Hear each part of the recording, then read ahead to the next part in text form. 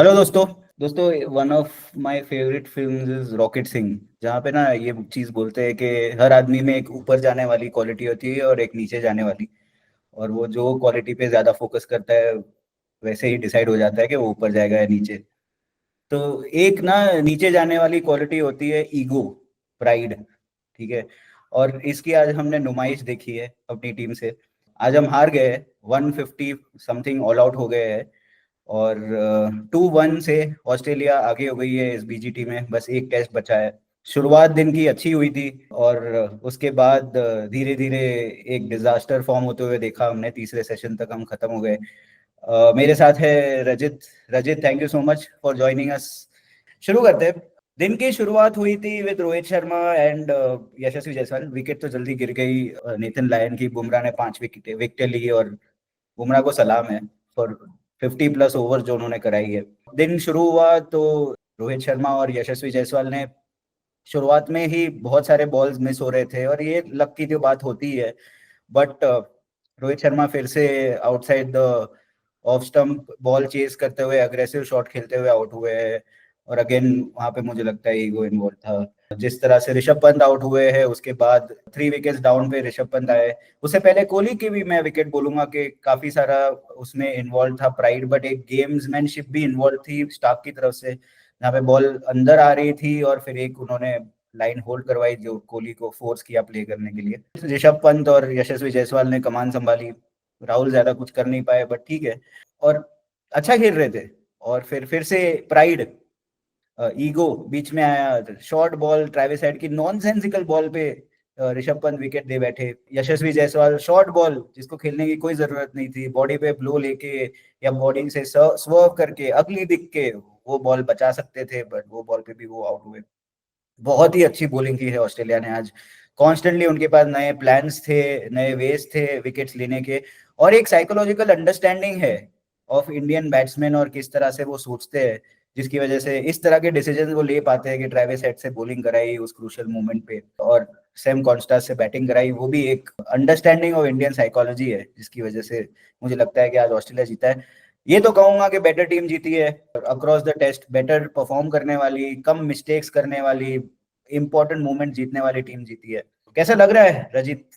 Over to you.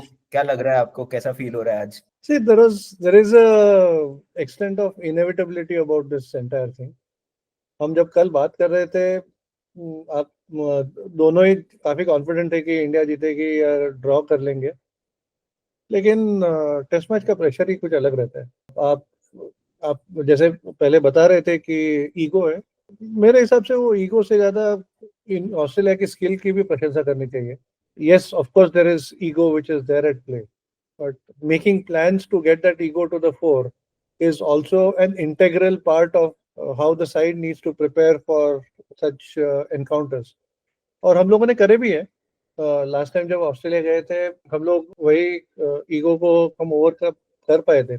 और यहाँ पर मैं स्पेसिफिक कॉल आउट करूंगा of the difference in terms of the coaching staff which Australia employs versus what we have.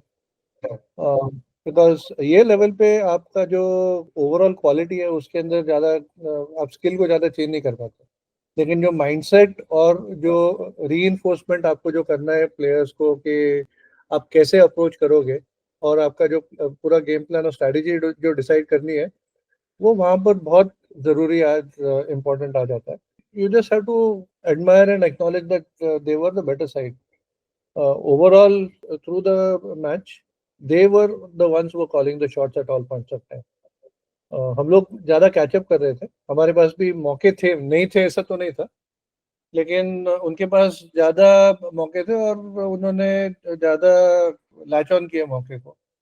Right, तो वही वही है। तो आई वुड नॉट से too much about the thing. 4 day pressure, ये 7 विकेट्स इन सेशन बहुत बार होता है। हमने तो देखा है कि 10-10 विकेटें गिरती है एक एक सेशन में when it comes to test matches.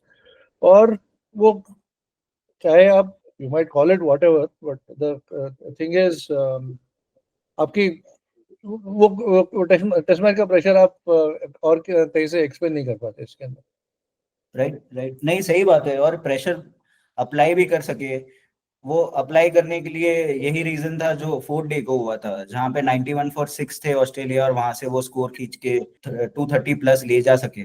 उसकी वजह से आज वो लोग कॉन्स्टेंटली फील्डर्स क्लोज इन रख पा रहे थे, विकेट्स के लिए अटैक कर पा रहे थे, क्योंकि देयर वाज नो चांस कि इंडिया ये स्कोर चेज कर पाए, स्पेशली क्योंकि पहले सेशन के एंड तक ही 33 फॉर 3 हो गए थे। हर इंपॉर्टेंट मोमेंट को ऑस्ट्रेलिया ने जीता है, अच्छी फील्डिंग, अच्छी बॉलिंग, अच्छे प्लान्स, अच्छी डिसीजन मेकिंग के साथ, जो मुझे लग रहा है कि इंडिया नहीं कर पाए। इंडिया काफी रिलाई करती है इंडिविजुअल परफॉर्मेंसेस पे, चाहे वो यशस्वी जायसवाल की बैटिंग हो या ऑफ कोर्स जसप्रीत बुमराह की बॉलिंग हो। और अगर वो एग्जीक्यूट नहीं, वो इंडिविजुअल अगर पुल ऑफ ना कर सके, तो ये टीम का मैनेजमेंट, ये टीम का प्लानिंग, ये टीम का थिंकिंग उतना डीप इनफ नहीं है कि एज अ टीम ये चीजें सॉल्व कर पाए। ये मुझे लग रहा है कि आज बाहर निकला। रोहित शर्मा की हमने पोस्ट मैच कुछ कमेंट्स भी सुने, और उनका फोकस ज्यादा इस बात पे था कि हम लोअर ऑर्डर बैट्समैन को आउट नहीं कर पाए, और वो सब मैं समझता हूँ। और पर मुझे थोड़ा लग रहा है कि वो फिर भी बॉलिंग के ऊपर ज्यादा फोकस दिख रहा है मुझे, उनके प्रॉब्लम एनालिसिस में भी।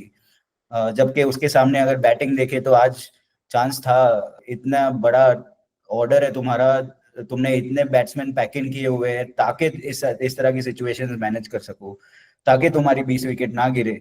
और तुमने डिफेंसिव टीम इसीलिए चूज की है ताकि तुम्हारी 20 विकेट ना गिरे और तुम ड्रॉ खेल सको। और वो आज एक्चुअली नहीं एग्जीक्यूट कर पाए, क्योंकि टॉप ऑर्डर ने इनफ बॉल्स ही नहीं खेले। अगर टॉप ऑर्डर 30 ओवर निकाल लेता 1 या 2 विकेट डाउन पे, तो ये सिचुएशन बहुत अलग हो सकती थी, पर ये आज नहीं हुआ।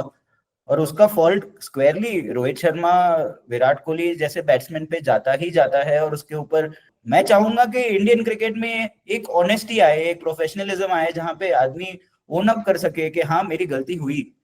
ये बात हम इनफ देखते नहीं है, सुनते नहीं है।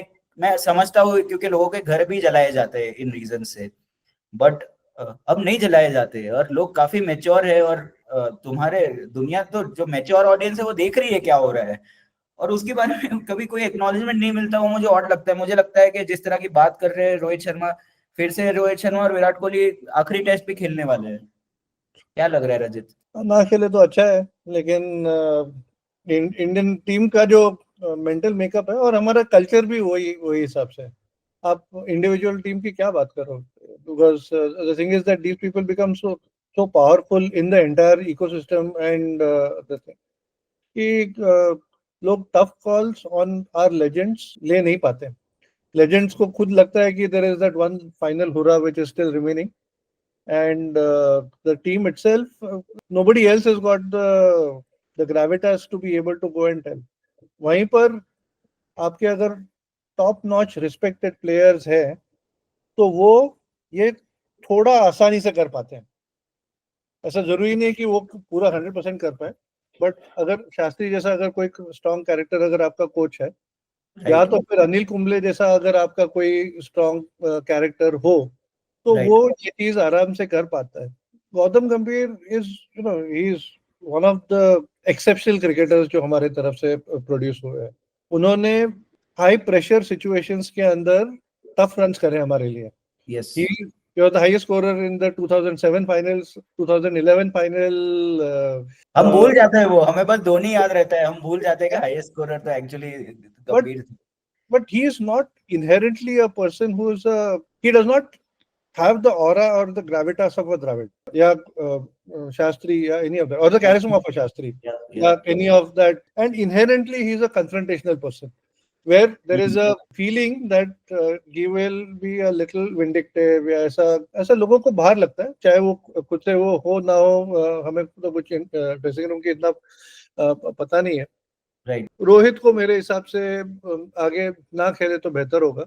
कोहली को भी खेलना तो नहीं चाहिए मेरे हिसाब से, बिकॉज आपने पुजारा और गंभीर खुद या Rahane, they have been dropped for despite being better performers than what both of these Indian legends.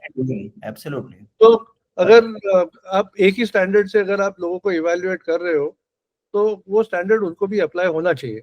Particularly जब कि इसके अंदर ये सिडनी टेस्ट अगर जीतते हैं तो फिर बॉर्डर का ट्रॉफी रिटेन हो जाती है, that is one thing. But after South Africa's win, I think हमारा वर्ल्ड टेस्ट चैंपियनशिप का फाइनल के अंदर आना is something which is beyond us, is what so नए जो अपकमिंग टैलेंट आपके जो भरे पड़े हैं अंदर, उनको अपॉर्चुनिटी मिलनी चाहिए कि एक टेस्ट के अंदर आके फ्रीली खेल ले। और बुमराह की कैप्टनसी भी, अगर आपका लॉन्ग टर्म कैप्टन है टेस्ट का, तो उसको आप ज्यादा होन अप कर पाए, because our next test match is not going to be till the England series. Yes, और डेफिनेटली वो तो रोहित तो डेफिनेटली नहीं खेलने वाले।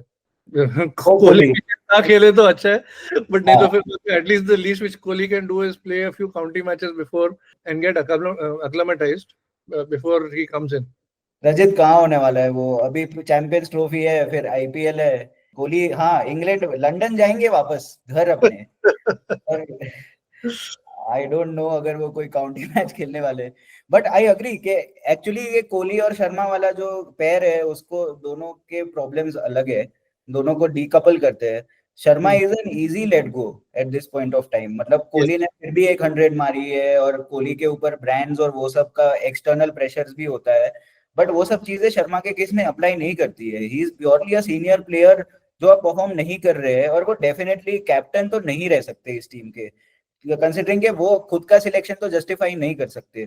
तो मुझे लगता है कि at least Sharma if not Kohli को कॉल ले लेना चाहिए। मैं होप कर रहा हूँ कि कोहली को सस्पेंशन मिले फॉर द नेक्स्ट मैच। जो उन्होंने शोल्डर पुश किया है उसके ऊपर हमने अभी तक मैच रेफरी से कुछ सुना नहीं है, बट मैं होप कर रहा हूँ 20% का आया हुआ है, बट अदर देन दैट और कुछ नहीं है।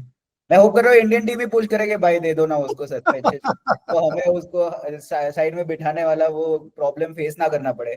और शर्मा मैं होप कर रहा हूँ कि अगले 1-2 दिन में प्रेस कॉन्फ्रेंस करके रिटायरमेंट अनाउंस कर देगा, बट आई डोंट नो ऐसा कुछ भी होने वाला है। मुझे लग रहा है कि I am hoping at least Bumrah को अब रेस्ट दे दे। मुझे नहीं लगता कि इंडिया यहाँ से टेस्ट मैच जीतने वाली है। बुमराह को थोड़ा सा रेस्ट देने की जरूरत है, शायद प्रसिद्ध कृष्णा और ये सबको अपॉर्चुनिटीज देनी चाहिए, सिराज को भी रेस्ट करना चाहिए, हर्षित राणा, प्रसिद्ध कृष्णा सबको प्ले कराना चाहिए। इतने सारे लोगों को आप ऑस्ट्रेलिया लेके गए हो, अगली ऑस्ट्रेलिया सीरीज जीतनी है तो आज उनके लिए ऑस्ट्रेलिया पे लाइव क्रिकेट का एक्सपीरियंस होना जरूरी है। ये टेस्ट मैच का जो भी पार्ट रहे है, मैं श्योर हूँ कि अगर यशस्वी जायसवाल यहाँ से आगे जाएगा तो ये गलतियां जो उसने आज की है, कभी कभी कुछ कुछ शॉट्स उसने इससे पहले भी गलत खेले थे आज की इनिंग्स में, बट लकीली वो आउट नहीं हुए। और of course you make your own luck, वो उन्होंने अपना लक अर्न किया है, उसमें कोई प्रॉब्लम नहीं है, बट टाइटर होना पड़ता है इन मैचेस में।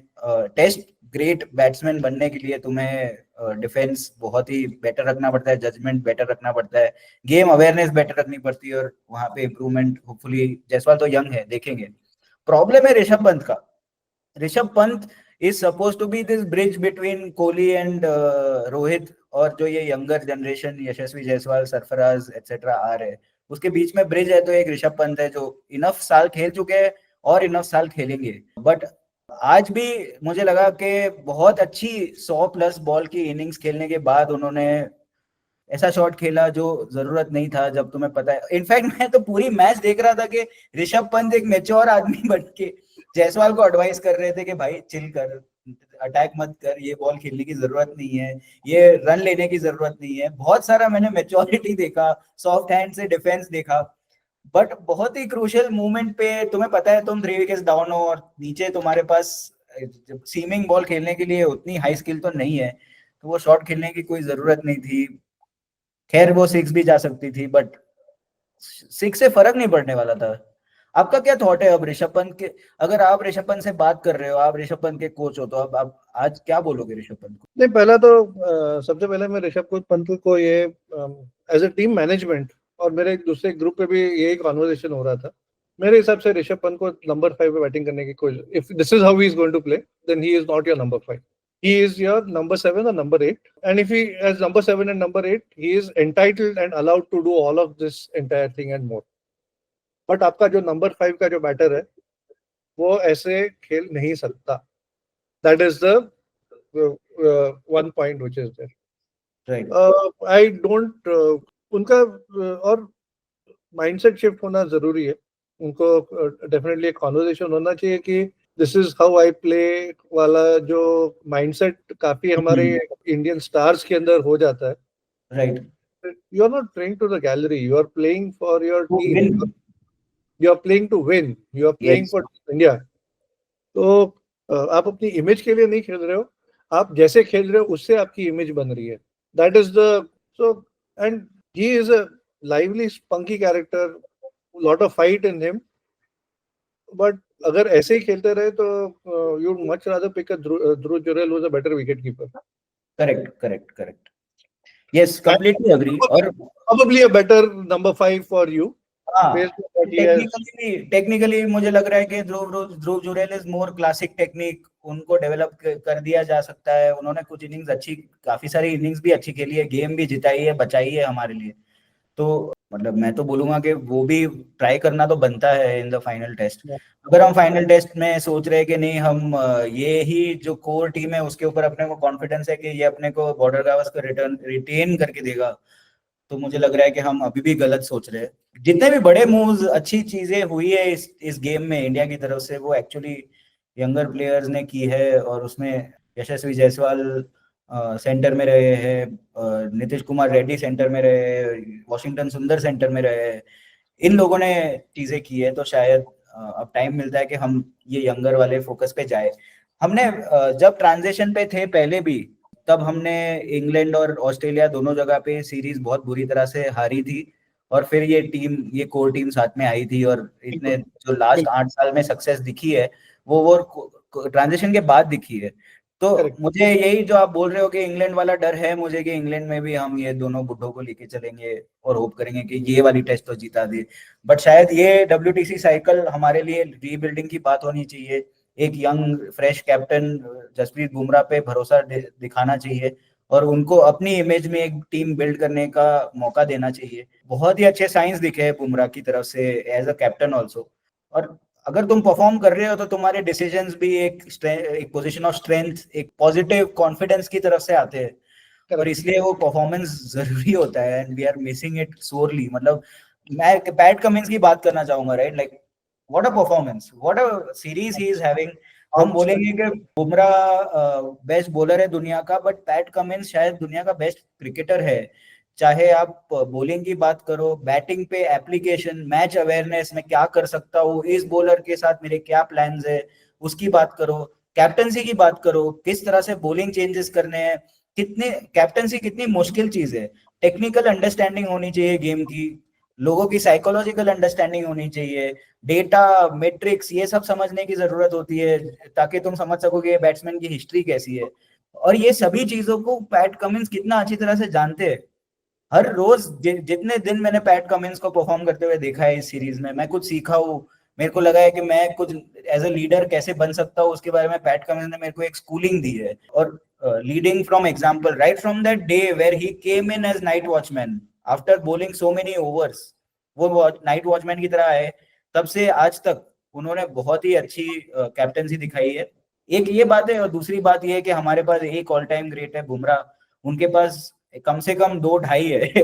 मैं बोलूंगा कि स्टार्क ओपनिंग स्पेल्स में न्यू बॉल के साथ उसी लेवल के हैं, और Nathan Lyon on a 5th day track again उसी लेवल के हैं।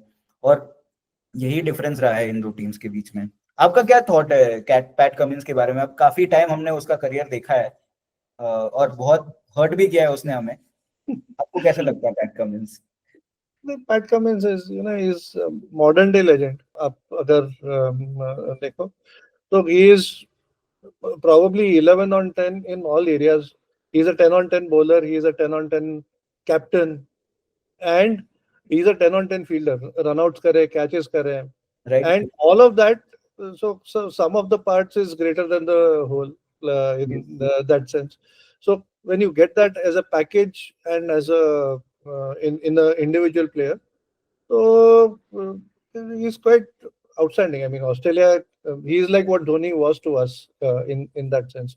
हालांकि ऑस्ट्रेलिया के पास काफी ऐसे इंस्पिरेशनल प्लेयर्स कंटिन्यूसली आते हैं, और हमारे पास भी हमारे ही प्लेयर्स जो इंस्पिरेशनल रह चुके हैं, ऐसा तो हुआ नहीं है। करते थे। हाँ, बट वो वही जो हमारे जो लेजेंड्स ओवरस्टे देयर वेलकम वाली बात है, same thing. You should know when to leave, but see clearly he is in the form of his life. आपने प्राइम वीडियो पे एक सीरीज आती है टेस्ट टेस्ट करके, उसके अंदर आपने देखा उसका जो माइंडसेट है, how he conducts himself, how he goes about, it's quite outstanding. Yes. And the kind of respect which he has from his players. And Australia का सिस्टम ऐसा है ना कि अगर आप परफॉर्म नहीं कर रहे हो तो फिर बाद में आप you will not be able to hold on to your place. हमारे यहाँ पर एक बार आप लेजेंड एस्टैब्लिश हो गए फिर बाद में आपको परफॉर्म करने की जरूरत नहीं है, और you have such a long rope. But वहां पर आप लेजेंड बन गए हो तो फिर आपको, if you don't perform then you still not be there in the side. Rajit, ये हमारे कल्चर का पार्ट है क्या इन सम वे? क्या हम बड़ी कंपनियों में भी इस तरह के चीजें देखते हैं जहाँ पे अगर प्रोफेशनली रन इंटरनेशनल कंपनी है तो अगर टॉप सीएक्सओ नहीं परफॉर्म कर रहा है तो वो रिप्लेस किया जाता है, बट यहाँ पे अगर कोई ज्यादा टाइम तक रहा है तो उसको ज्यादा रोप दिया जाता है, और हर जगह पे क्या ये होता है हमारे कल्चर में? I believe so 100%. अब कंपनी कॉर्पोरेट कल्चर में भी देखो कि certain people tend to get a longer rope, which is fine. But certain people where the आप इसीलिए आप न्यू ब्लड को इतना जल्दी से आप ला नहीं पाते हो. और क्रिकेट या कोई भी स्पोर्ट ऐसा चीज है कि आपको you need a good mix of young and new eight all points of time. वो चर्न होना जरूरी है, रेगुलरली होना चाहिए और कंटिन्यूअली होना चाहिए. सो हमारे यहाँ नहीं होता है, बट आई गेस हमारे यहाँ वो हीरो वर्शिप का कल्चर भी तो है. I mean not that it matters and it is franchise cricket, but Virat Kohli for last he has been playing for RCB since 2008 और अभी तक जीता नहीं है. Correct. And there does not seem to be any acknowledgement by anywhere to say that okay, maybe there is a problem with the individual rather than with the team, right? Correct. बिल्कुल नहीं, सही बात है. एक और चीज मैं सोचा था Rajit, sorry complete your point. हाँ, सो और मेरा पहले से मानना रहा है कि हमारे कुछ प्लेयर्स ऐसे हैं जो हमेशा हाई प्रेशर सिचुएशन में परफॉर्म करते हैं, जिसके अंदर के नाम आते हैं जैसे कि धोनी, जैसे कि युवराज, जैसे कि गौतम गंभीर. और कुछ ऐसे प्लेयर्स हैं जो क्रिटिकल मोमेंट्स के अंदर कभी परफॉर्म नहीं करते, जिसके अंदर सबसे पहले नाम आता है रोहित शर्मा का, जिसके अंदर नाम आता है विराट कोहली का. और ये मैं बहुत सोच समझ के बोल रहा हूँ, despite knowing that he was the man of the match in this times T20 world cup final which we one.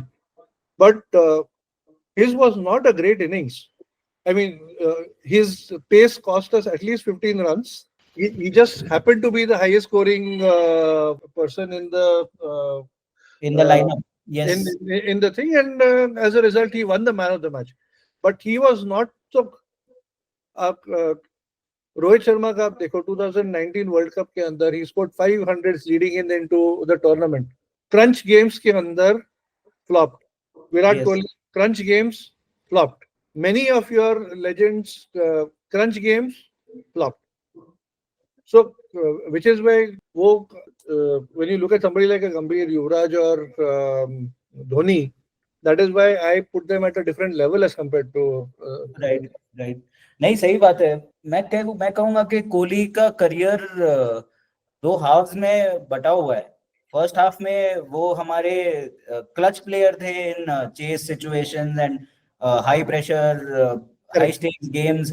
In fact recently even in जो ऑस्ट्रेलिया में T20 वर्ल्ड कप हुआ था जस्ट बिफोर दिस वन, वहां पे कोहली ने जो innings Pakistan innings of course.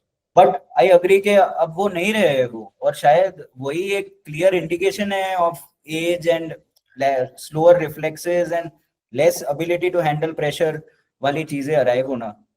एक और चीज बोलना चाहूंगा रजित, मुझे लगा कि from a neutral test cricket fan point of view last एक हफ्ता अमेजिंग रहा है. ना सिर्फ इंडिया ऑस्ट्रेलिया में बट साउथ अफ्रीका पाकिस्तान में भी हमने बहुत ही हाई क्वालिटी क्रिकेट देखा है और बहुत ही क्लोज मैच देखी है हमने. स्विंग एक साइड हो रहा है फिर दूसरी साइड हो रहा है, वैसी सिचुएशंस देखी है. और उसके साथ साथ हमने ऑडियंस टर्नआउट देखा है. मैं सोचता हूँ कि आज 4 लाख ऑलमोस्ट 4 लाख लोगों ने MCG टेस्ट देखी है स्टेडियम में आके. उसमें से 70-80% इंडियंस थे. कितना पैसा देके, कितनी महंगी सीट्स लेके वो लोग MCG, कितने सारे लोग फ्लाइट लेके US से, इंडिया से, दुबई से फ्लाई होके भी गए इसके लिए. तो सोचोगे कितना डिमांड है टेस्ट मैच देखने के लिए, और हम इंडिया में कितना पुअर एक्सपीरियंस देते ग्राउंड में. हम इंडिया में ग्राउंड नहीं फिल कर पाते रजित.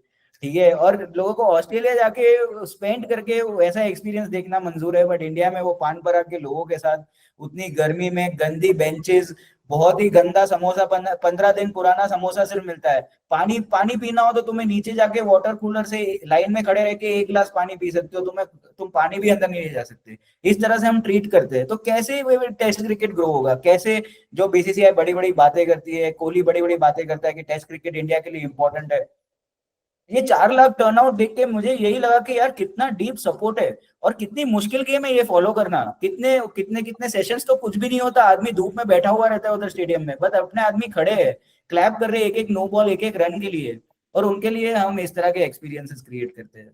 वो मुझे दुख होता है थोड़ा सा। नहीं, बिल्कुल। see, I am a regular at Wankhede. In every year, I go at least to see one match, not right. more. तो उससे ज्यादा हो नहीं पाता।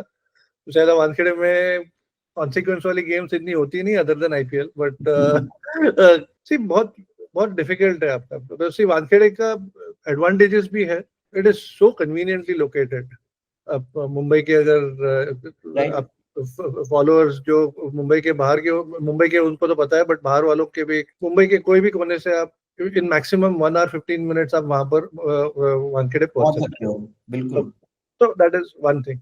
हमें टेस्ट क्रिकेट का इंडिया के अंदर हम लोग अच्छे से मार्केट नहीं कर पाया है हम लोग, और इसकी वजह ये है कि हम लोग हर एक एसोसिएशन को फेवर के हिसाब से आप टेस्ट मैच बांट रहे हो। You play a test match in, आपने इंदौर में खेलते हो, पुणे में खेलते हो, play it in Dharamshala, you play आपके, अगर आपको टेस्ट मैच के अंदर क्राउड चाहिए तो आपको 3-4 चीजें करनी जरूरी है। आपको वन कस्टमर, द प्लेयर्स जो स्पेक्टेटर्स है, उनका एक्सपीरियंस बेटर करना जरूरी है। तो आपको सबसे पहले वहां पर उसको स्पेसिफिक ओकेजन्स पे करना जरूरी है। जैसे 26 दिसंबर को बॉक्सिंग डे, अगर एडिलेड के अंदर डे नाइट टेस्ट होगा, first week of January will be the new year test in Sydney, और there will be test in July in Lord's. अगर ये सब आपके, दीज आर कंसिस्टेंट। आप मुंबई के अंदर यू डिसाइड दिवाली वाला, there will be a Diwali test, और there will be a Pongal test, और what there will be a whatever the thing. So Mumbai, Chennai, Eden, Kolkata and maybe Bangalore, which is, ये 4 सेंटर के अंदर आपके टेस्ट होना जरूरी है। Certain grounds like Motera, Narendra Modi stadium, as I think politically correct, वहां पर आपको you will not be able to fill in 1,20,000 people in the ground for a 5-day test. वहां पर आप अगर even if 30,000 people are there, the ground will still look empty. खाली लगेगा, सही बात है। So which is why वहां पर आपको टेस्ट करने का, it just simply doesn't make sense. Wankhede you can pack it to the brim if you have 40,000 capacity है, और वो वानखेड़े तो भर जाता है। आई विल से कि you are right, Rajit. Actually, Eden Gardens, Wankhede, Chinnaswamy, Chidambaram, all of them are located centrally in the city. ठीक है, और even Kotla, so Arun Jaitley stadium, but the thing is Delhi के अंदर भी इतना टेस्ट का culture नहीं है। It is not such a great test ground overall. ये 4 other than ऑस्ट्रेलिया, फिर बाद में आप खेलो, और ऑस्ट्रेलिया के सामने आप या न्यूजीलैंड के सामने आप धर्मशाला में जाके खेलते हो, क्या मतलब बनता है? I mean, you have to play to your strengths also, no?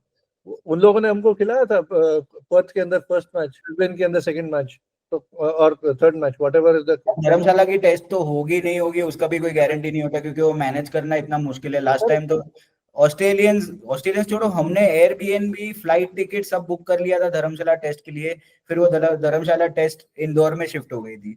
अब वो इंदौर कौन जाएगा? मतलब तुम रियली टेस्ट क्रिकेट फैन के बारे में कुछ सोच भी नहीं रहे हो, जो आदमी इतना स्पेंड करके।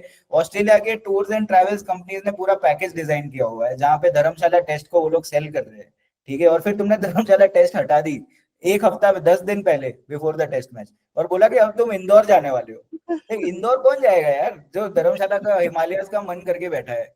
उससे अच्छा करो ही मत। तुम्हें नहीं पता है वो मुश्किल है वो ग्राउंड मैनेज करना, तो तुम वहां पे T20 जब तैयार हो तब कर लो, बाकी के टाइम मत करो वहां पे। बट इतना सारा थिंकिंग स्टेडियम गोइंग ऑडियंस के लिए बीसीसीआई बिल्कुल सोचती ही नहीं है। ऐसा मुझे फील होता है रजत। और मुझे लग रहा है कि वो एक डीप फैन बिहेवियर होता है जो स्टेडियम जाके टेस्ट मैच देखता है। वो डीप फैन बिहेवियर अगर तुम नहीं प्रोपोगेट करोगे तो बाकी का जो कैजुअल फैन बिहेवियर है वो भी डिसअपियर हो जाएगा। वही मेरा फील है। सेकेंडली वानखेड़े के अंदर मुझे पता है कि टिकट मिलना कितना डिफिकल्ट है because of अरे the size capacity and all it is, and the number of clubs where the tickets are actually just given out, it becomes very difficult for you to get tickets.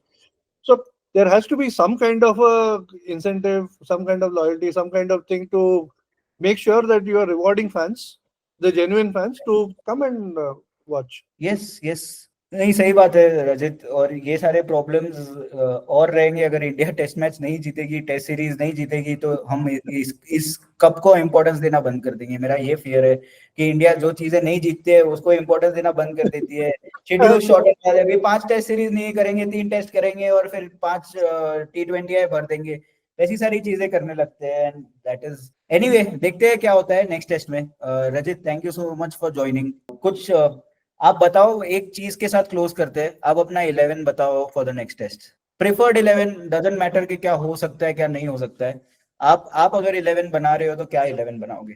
So मेरे हिसाब से Rohit has no place in the side, of course. I think Siraj is also too mercurial and Bumrah को शायद rest करना चाहिए as a thing. बाकी रोहित की जगह पर Gill can come back, one down. One down, Rahul opens. Sydney के अंदर आप 2 स्पिनर को खिलाना जरूरी है, which is why Washington remains. Nitish को भी ड्रॉप नहीं कर पाते। I am not happy with Siraj honestly, चाहे उन्होंने कल अच्छी बॉलिंग करी, but he is just simply too inconsistent. Right. And Prasid, I would like to see Prasid play. शायद खेलेगा भी because they will have to rest. And if Rohit is not playing, then Bumrah ends up playing as the captain.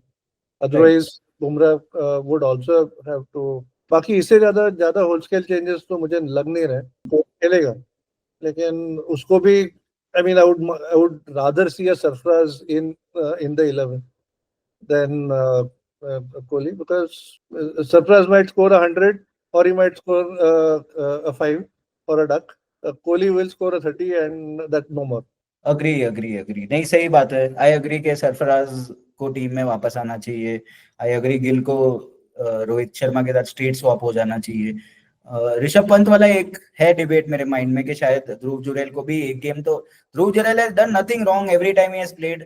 A team वाली game में भी उसने 70 मारा था। उसका चांस एक मैच में तो बनता है, स्पेशली क्योंकि ऋषभ पंत ने नहीं परफॉर्म किया है।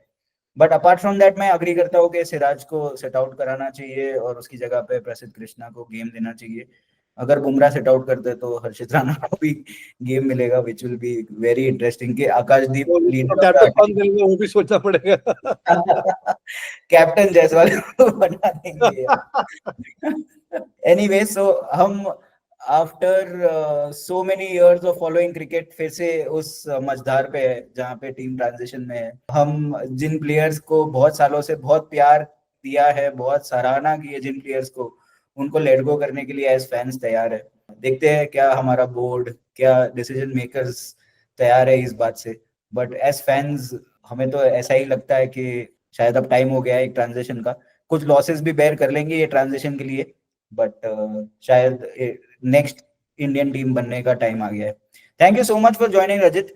थैंक यू दोस्तों आपके टाइम के लिए। और इतने सारे मुझे पता है सब लोग उठ रहे हैं सुबह 4:30-5 बजे। मुझे कुछ मैसेजेस भी आए हैं कि भैया आपने बोला है तो हम उठ रहे हैं, बट ये तो बहुत बुरा परफॉर्म कर रहे हैं। बट काफी सीख छुपी हुई है इन टेस्ट क्रिकेट। हर बॉल, हर फेज तुम्हें कुछ सिखाता है लाइफ के बारे में और कैसे जिंदगी जीनी चाहिए उसके बारे में। तो देखते रहना। अगला टेस्ट मैच के लिए, प्रीव्यू के लिए फिर से मिलेंगे। होपफुली रजित हमें ज्वाइन करेंगे, अंकित भी हमें ज्वाइन करेंगे और अगले टेस्ट का प्रीव्यू 2 दिन में अपलोड करेंगे। Okay, see you guys, happy new year, have a great time, cheers, Thank you. Bye.